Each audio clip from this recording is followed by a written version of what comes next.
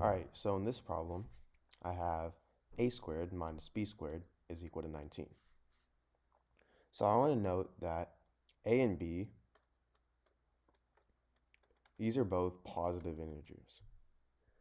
And we want to find the value of a and b. So, to start, we first start with a squared minus b squared is equal to 19.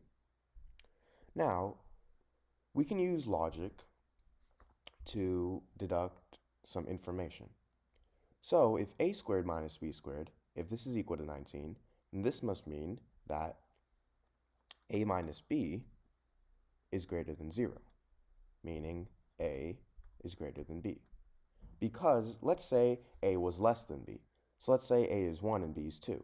So now I have 1 squared minus 2 squared is equal to 19. Well, 1 squared is 1, minus 2 squared is 4, and this is actually going to be a negative number.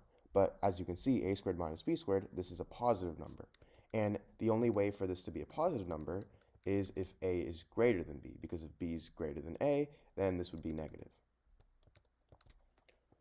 So, now if I have something in the form x squared minus y squared, this is simply equal to x plus y times x minus y. So in this case, we can think of a as x and b as y. So this would be equal to a plus b times a minus b, which is equal to 19. Now 19, this is equal to 1 times 19, right? These are the only two factors of 19 because 19 is a prime number, meaning its only factors are 1 and itself. So we can actually think of a plus b as 1 and a minus b, we can think of a plus b as 19 and a minus b as 1. Because if we correlate 1 with a plus b, if we correlate 19 with a plus b and 1 with a minus b, then we get 1 times 19, which is equal to 19. So now that we know this, we know a plus b is equal to 19 and a minus b is equal to 1. We can simply solve for a and b because this is a system of equations. So if a minus b equals 1, I'm going to add b on both sides and subtract 1 on both sides. So then these two cancel out and I'm going to be left with a minus b is equal to, a minus 1 is equal to b. So now I can go ahead and plug this into my original equation. So now I have a plus a minus 1 is equal to 19. A plus a is 2a, so I have 2a minus 1 is equal to 19. If I add 1 on both sides, I get 2a is equal to 20, meaning a is 10. So if a is 10 now, then this means that I simply have to plug into one of these equations. So if a minus b is equal to 1, a is 10, so I have 10 minus b is equal to 1, meaning b is 9. So a equals 10 and b equals 9. These are my answers. Alright, so in this problem, I have 9 to the power of 9 divided by 9 to the power of 9 divided by 9 to the power of 9 divided by 9 to the power of 9. So what I'm first going to do is I'm going to simplify this in parts. So let's first simplify 9 to the power of 9 divided by 9 to the power of 9. Well, 9 to the power of 9 divided by 9 to the power of 9, that's simply just 9 to the power of 9 over 9 to the power of 9. So I have this divided by 9 to the power of 9 divided by 9 to the power of 9. Now, remember, we have to go in order because remember, PEMDAS, we would have to go in order. So we can't just simply switch these out. We can't just do this divided by these two. We have to go in order. So what comes first is 9 to the power of 9 divided by 9 to the power of 9. So anything divided by itself is 1, so these two cancel out, and I'll be left with 1 divided by 9 to the power of 9 divided by 9 to the power of 9. Now again, you would have to go in order now. So now we're going to do 1 divided by 9 to the power of 9. So 1 divided by 9 to the power of 9, this is equal to 1 over 9 to the power of 9. Now I have this divided by 9 to the power of 9.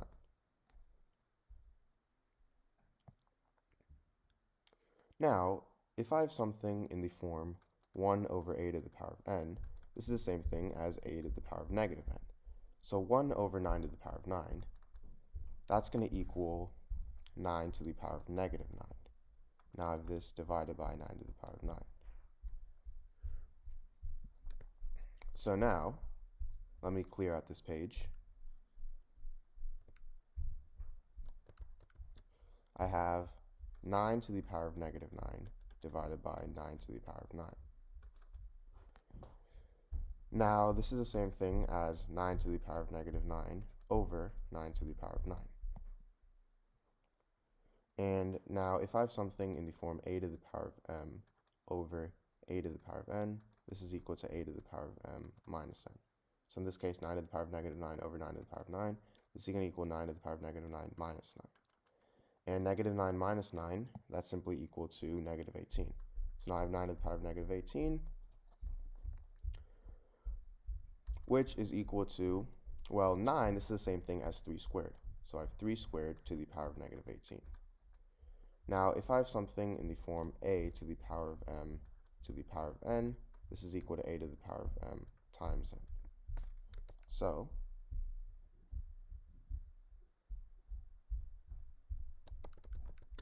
three to the power of 2 to the power of negative 18, this is going to equal 3 to the power of 2 times negative 18. And 2 times negative 18 is negative 36, so I have 3 to the power of negative 36, which is equal to 1 over 3 to the power of positive 36. So this is my answer. Alright, so in this problem, I have 6 divided by 2 times 1 plus 2. And this is actually a very simple algebraic problem that many people actually get wrong. So to solve this, what I'm going to use is PEMDAS. PEMDAS. So the P here, this stands for parentheses, the E stands for exponents, the M stands for multiplication, the D stands for division, the A stands for subtraction, and the A stands for addition, and the S stands for subtraction. So we have to go in a certain order.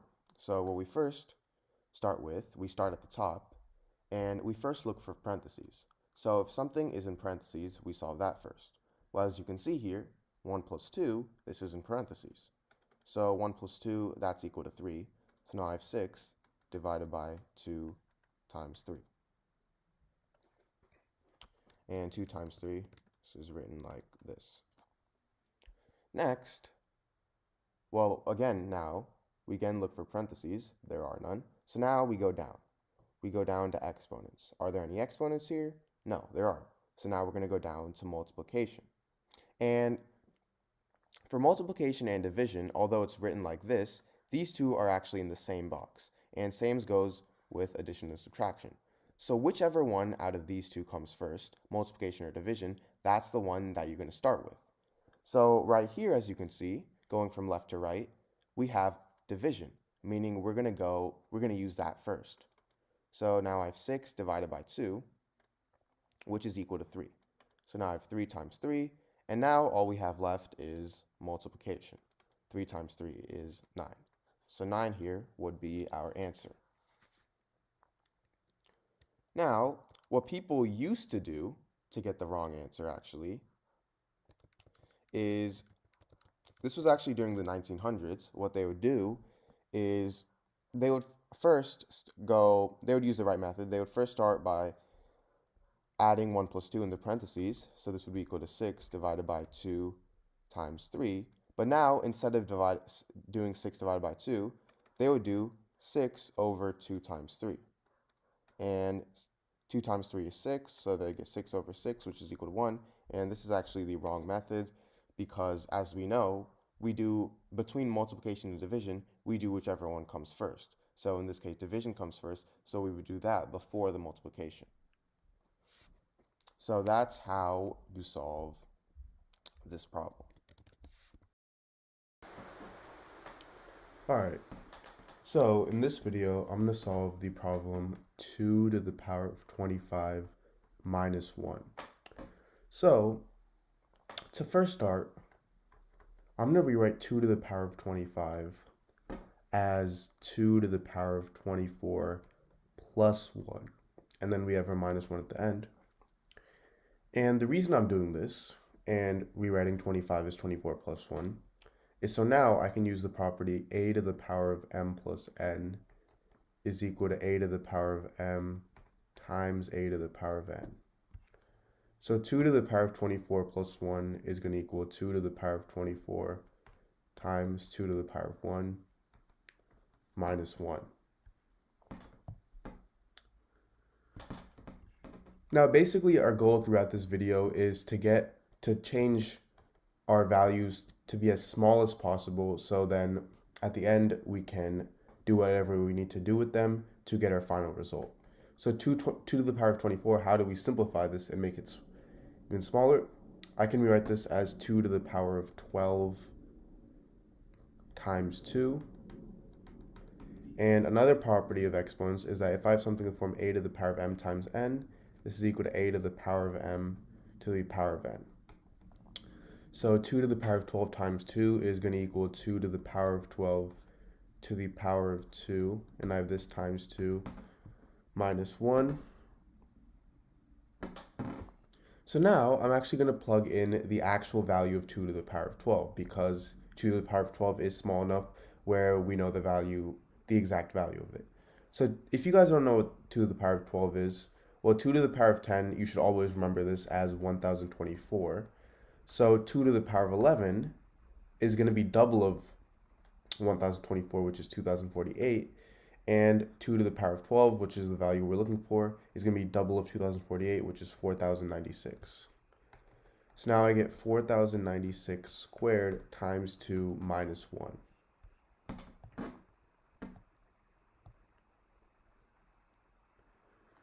And now this is equal to, I'm going to simplify this, 4,000 plus 96 squared times 2 minus 1. And the reason I'm doing this is because 4096 squared is really hard to calculate by itself. So if we change it to 4000 plus 96 squared, I can use the property a plus b squared is equal to a squared plus 2ab plus b squared. So in this case, a is 4000 and b is 96.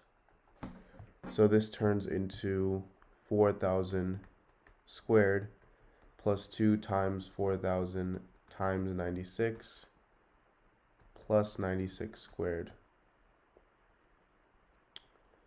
And I have all of this minus 1. Oh, sorry, all of this times 2 minus 1. Now, 4000 squared is equal to 16 million. 2 times 4000 is 8000, and 8000 times 96 is equal to 768,000.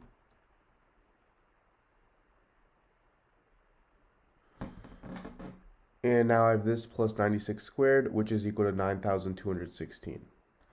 And all of this I have times 2 minus 1.